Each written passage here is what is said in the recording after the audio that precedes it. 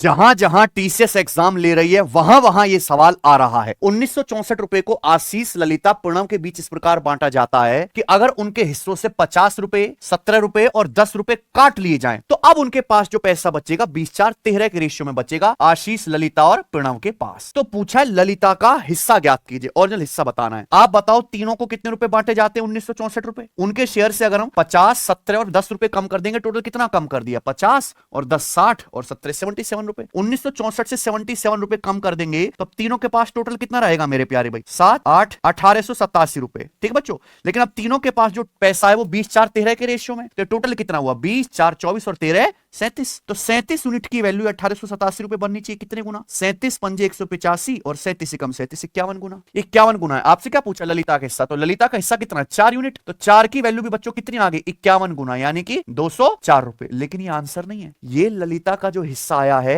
ये ललिता के शेयर से 17 रुपए कम करने के बाद आया है। तो ललिता का जो ओरिजिनल हिस्सा था 1964 रुपए में क्या था? 204 से 17 रुपए ज्यादा होगा कि नहीं होगा? 204 प्लस 17 कितना आ गया प्यारे बच्चों? 221 रुपए। सवाल का ठीक आंसर है। ऐसे बनाना है, ये देखो।